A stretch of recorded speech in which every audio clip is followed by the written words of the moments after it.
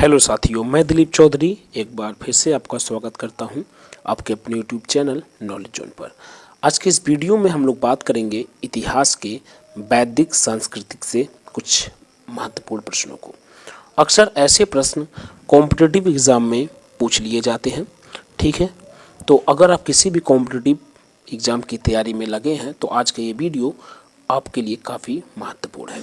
तो उम्मीद करेंगे कि वीडियो में आप बने रहेंगे और प्रश्नों को सीख के जाएंगे। चलिए, आपके लिए यहाँ पे सबसे पहला क्वेश्चन है साथियों कि प्रारंभिक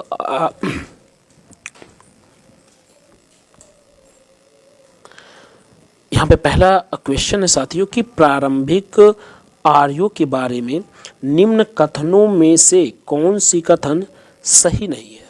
साथियों, इंपॉर्टेंट सा क्वेश्चन है और एसएससी सीजीएल 2002 में पूछा हुआ प्रश्न है साथियों। यहाँ पे देख सकते हैं, यहाँ पे क्वेश्चन है कि प्रारंभिक आर्यों के बारे में कौन सी कथन सत्य नहीं है। ऑप्शन को हम देखेंगे कि वे मुख्यतः नगरों में निवास करते थे, वे संस्कृत बोलते थे, वे घुड़सवारी किया करते थे, वे कई झुंडों में भारत पहुँचे। तो अगर हम आपको बताएं कि प्रारंभिक जो आर्य थे वो कई झुंडों में भारत पहुँचे थे, ये बात बिल्कुल राइट है। निसंदेह किसी प्रकार की कोई त्रुटि इसमें नहीं है कि वो भारत में कई झुंडों में पहुँचे थे, ये बात बिल्कुल सही है। लेकिन हमको सही कथन नहीं बताना, हमको गलत कथन बताना है। तो फिलहाल ये वाला आपका जो कथन है वो सत्य है, लेकिन यहाँ पे गलत वाला बताना है, तो ये सही ऑप्शन नहीं होगा। वे घुड़सवारी किया करते थे, बिल्कुल सही है, वो घुड़सवारी भी करते थे। जो प्रारंभिक आर्य लोग थे वो घुड़सवारी भी करते थे साथियों, और वो संस्कृत भी बोलते थे। संस्कृत तो उनका मुख्य भाषा के रूप में था, तो इसको तो गलती हम कर ही नहीं सकते। तो यहाँ पे फर्स्ट ऑप्शन को छोड़ करके बाकी सेकंड, थर्ड और फोर्थ यानी बी सी डी ये ऑप्शन बिल्कुल राइट है। और राइट वाले को हमको नहीं बताना, हमको ये बताना कौन सा रॉन्ग है। यहाँ पे इस वर्ड पे आप ध्यान दीजिएगा, नहीं पूछा है कौन सी सही नहीं है, तो वो यहाँ पे ये तीनों आपके सही हैं, ये ऑप्शन आपका सही नहीं है। तो फिलहाल हमारे लिए जो राइट ऑप्शन होगा ये तीनों नहीं होंगे, बल्कि क्या होगा, ऑप्शन नंबर फर्स्ट होगा। आपके लिए यहाँ पे ऑप्शन नंबर फर्स्ट होगा साथियों, ये आपका यहाँ से राइट आंसर निकल के आएगा। क्यों? क्योंकि यहाँ पे हमको गलत वाला ऑप्शन बताना था। उम्मीद करेंगे कि आपको समझ में आया प्रारंभिक आर्यों के बारे में। इसके इंपॉर्टेंट पॉइंट को भी देखेंगे, ऐसे थोड़ी ना छोड़ देंगे। प्रारंभिक आर्य पे आ गए तो उसके बारे में पूरी की पूरी बायोडाटा लेके आए हैं, ऐसे ही नहीं छोड़ेंगे, पूरा का पूरा निचोड़ लेके आए हैं साथियों। इस वीडियो को लास्ट तक जरूर देखिएगा। देखिए, प्रारंभिक आर्यों के बारे में कुछ जानकारियाँ और भी लेके चलते हैं। पहले तो हमने इतनी तो बता दिया कि वो संस्कृत भाषा जानते थे और आप एज ए कह सकते हैं कि प्रमुख भाषा भी थी उनकी। घुड़सवारी भी जानते थे और वो भारत में कई झुंडों में पहुँचे। 3 पॉइंट तो यहीं पे नोट हो गया, 3 पॉइंट तो हम लोगों का यहीं पे सही हो गया। और पॉइंट को हम लोग यहाँ पे देख लेते हैं। तो आर्यों के बारे में कुछ हद तक हम लोग बेटर नॉलेज को ऑब्जॉर्व कर लेंगे, ग्रहण कर लेंगे अपने अंदर, ठीक है। फिलहाल देखिए, इंपॉर्टेंट पॉइंट पे हम लोग देखेंगे तो यहाँ पे है साथियों कि आर्यों का मूल निवास क्या था, मध्य एशिया। चलिए, एक का पॉइंट हमको यहाँ से मिला कि आर्यों का जो मूल स्थान था, मूल निवास था, वो मध्य एशिया था।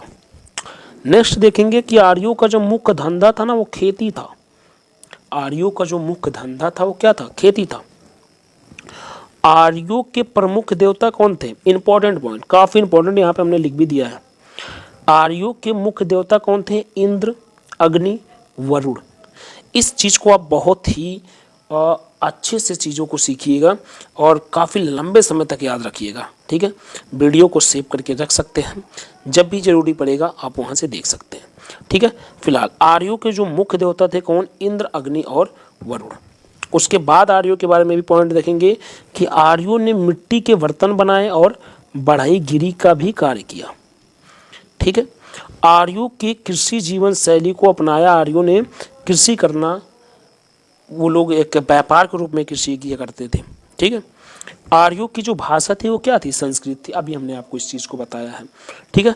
तो इतनी सारी चीज़ों को आप यहाँ से सीख सकते हैं। एक क्वेश्चन था और वहाँ से हम लोगों ने करीब 10 से 15 चीज़ों को एब्जॉर्ब कर लिया अपने अंदर।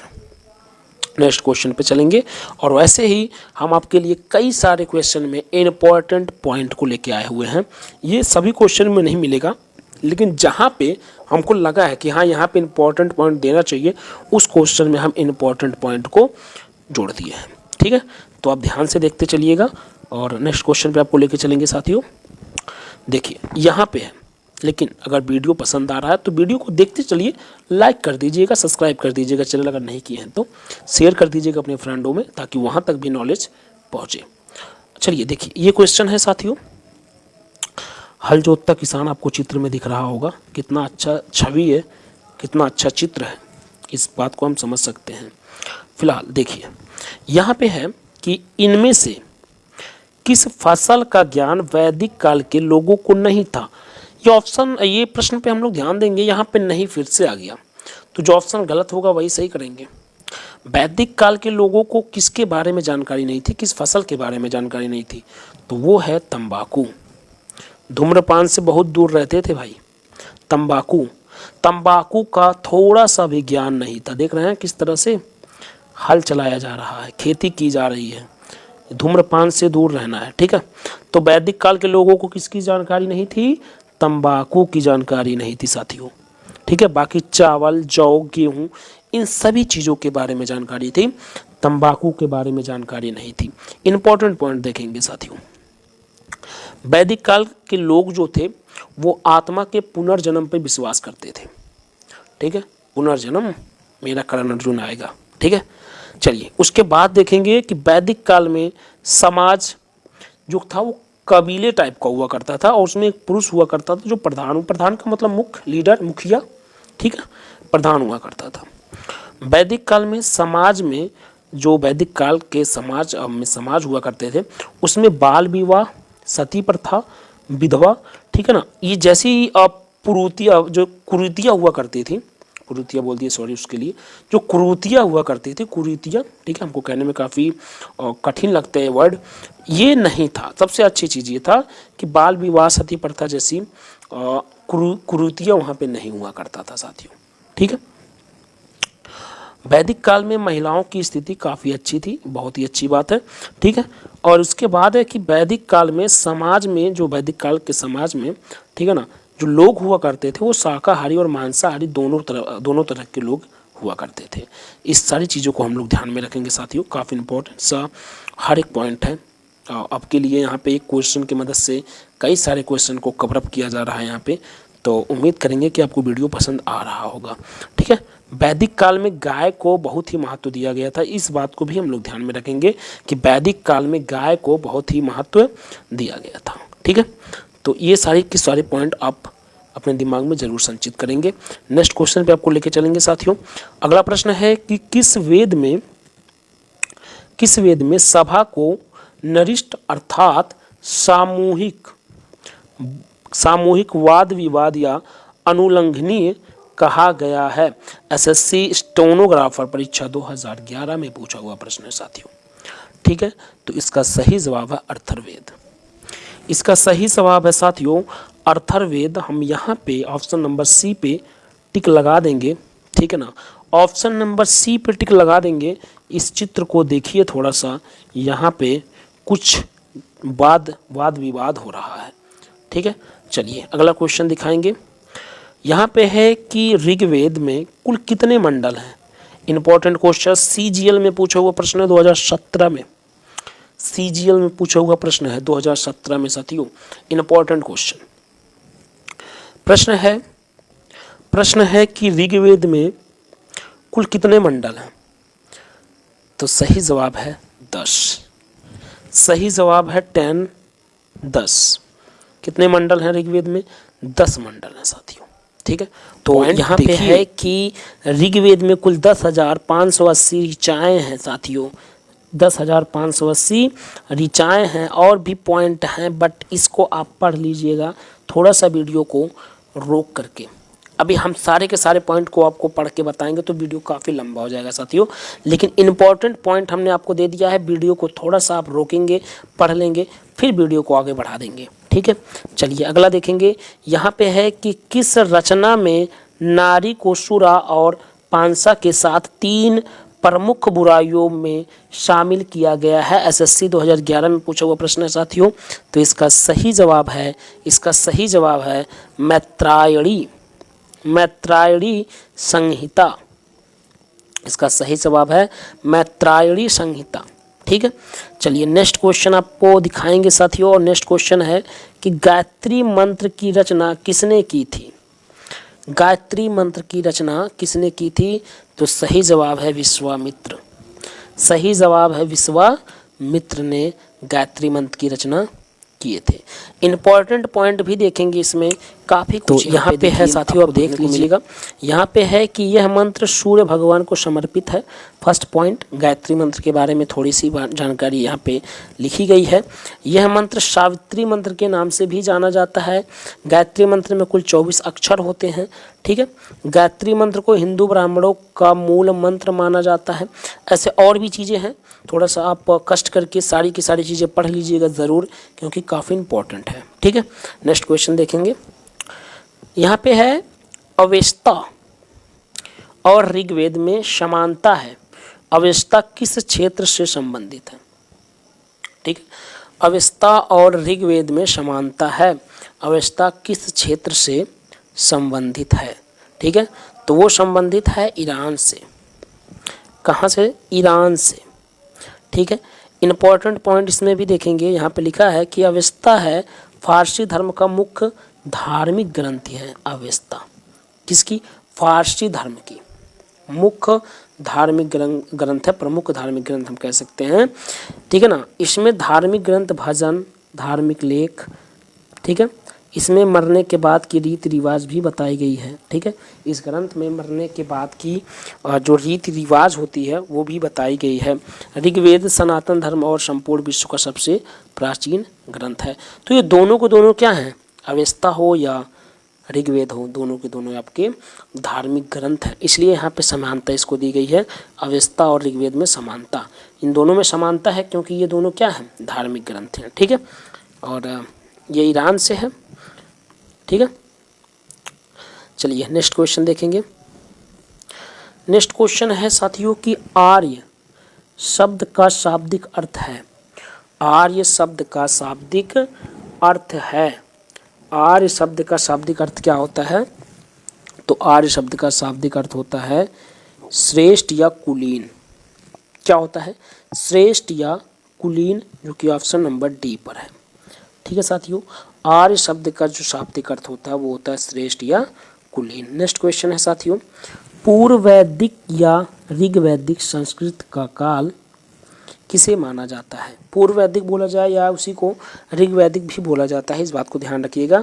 तो पूर्व वैदिक करके आए या ऋग्वैदिक करके आए, बात एक ही है। इसकी काल क्या होती है, इसकी समय अवधि क्या होती है? तो वो होती है साथियों 1500 ईस्वी पूर्व से 1000 ईस्वी पूर्व तक। Option number first, option number first यहाँ से सही हो जाएगा साथियों। नेक्स्ट क्वेश्चन देखेंगे। नेक्स्ट क्वेश्चन है कि किस देवता के लिए ऋग्वेद में पुरंदर शब्द का प्रयोग हुआ है? ठीक है, तो इसका सही जवाब है इंद्र। इंद्र भगवान के लिए ऋग्वेद में पुरंदर शब्द का प्रयोग किया गया है साथियों। नेक्स्ट क्वेश्चन हम लोग देखेंगे। नेक्स्ट क्वेश्चन है कि शुल्ब सूत्र किस विषय से संबंधित पुस्तक है? शुल्ब सूत्र किस विषय से संबंधित पुस्तक है? ठीक है साथियों, तो ये सही जवाब है इसका ज्यामिति। किससे? ज्यामिति। ठीक है, ये देखिएगा एसएससी में ये पूछा हुआ ये प्रश्न है कि किस वेद में जादुई माया या वशीकरण का वर्णन है? किस वेद में जादुई माया और वशीकरण का वर्णन है? तो इसका सही जवाब है साथियों अर्थर्वेद। इसका सही जवाब है अर्थर्वेद। ठीक है, इसमें इंपॉर्टेंट पॉइंट भी है, देखिएगा। यहाँ लिखा है कि अर्थर्वेद में जादू टोना, वशीकरण, भूत प्रेत और औषधियों से जुड़े मंत्रों का वर्णन है। ठीक है ना, किसमें? अर्थर्वेद में। अर्थर्वेद में कभी कभी जादुई सूत्रों का वेद भी कहा जाता है। ठीक है, इस बात को भी ध्यान रखेंगे। अर्थर्वेद जो है हिंदू धर्म के 4 मुख्य वेदों में से एक है। ठीक है, अर्थर्वेद को ऋग्वेद के बाद की वेदांत अवस्था माना जाता है।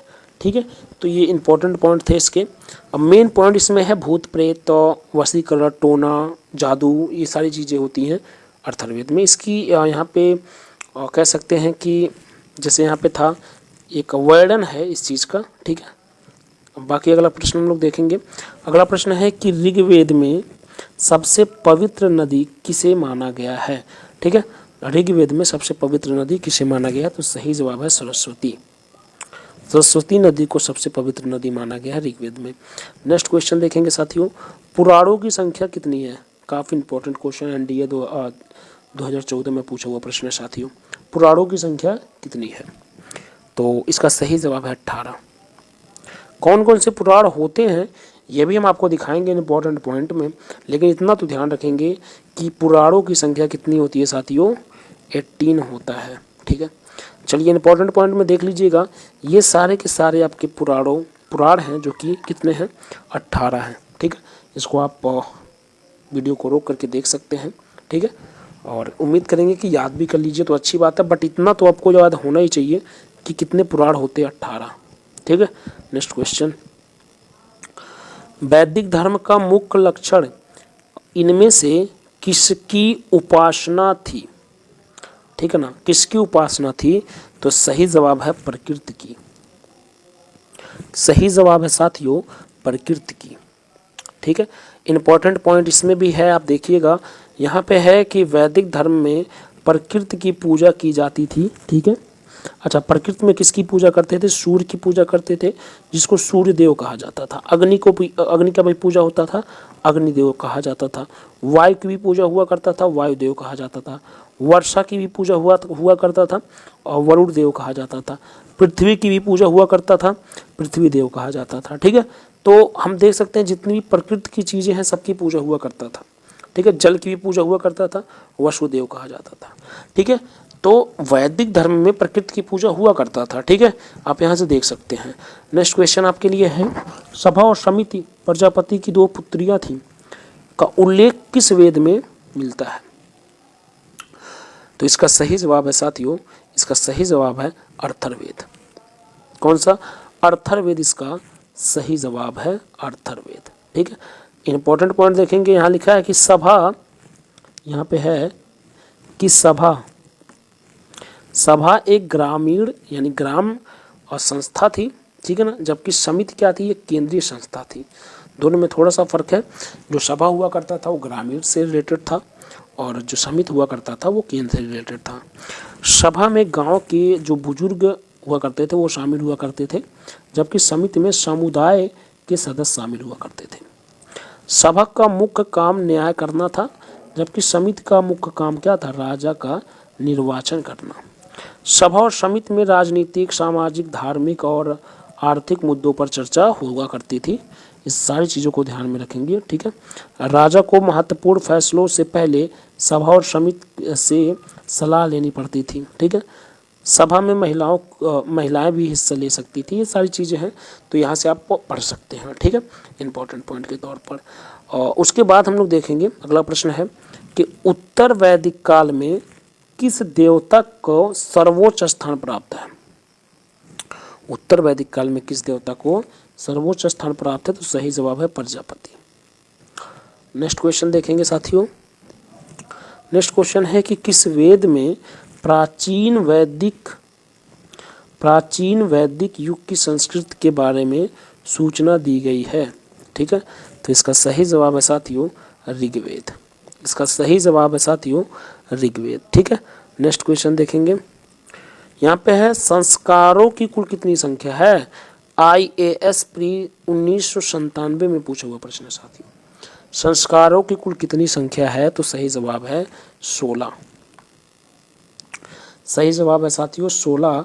और कौन कौन से हैं इंपॉर्टेंट पॉइंट में आप यहाँ से पढ़ सकते हैं, ठीक है। चलिए नेक्स्ट क्वेश्चन देखेंगे। नेक्स्ट क्वेश्चन है कि ऋग्वेद का कौन सा मंडल पूर्णतः सोम को समर्पित है, तो सही जवाब है 9वां मंडल। कौन सा, 9वां मंडल, ऑप्शन नंबर डी पर है। ये वाला मंडल आपका पूर्णतः सोम को समर्पित है। नेक्स्ट क्वेश्चन, प्रसिद्ध 10 राजाओं का युद्ध दशराज युद्ध किस तट पर लड़ा गया, ठीक है। तो सही जवाब है साथियों, सही जवाब है परूसड़ी। परूसड़ी तट पर लड़ा गया था। ठीक है साथियों। नेक्स्ट क्वेश्चन, गोत्र व्यवस्था प्रचलन में कब आई? तो वो आया था उत्तर वैदिक काल में। कब? उत्तर वैदिक काल में। ठीक है। तो ये थे कुछ आज के इंपॉर्टेंट क्वेश्चन। आज के लिए बस इतना ही, फिर मिलेंगे अगले वीडियो में। तब तक के लिए धन्यवाद। Thank you very much.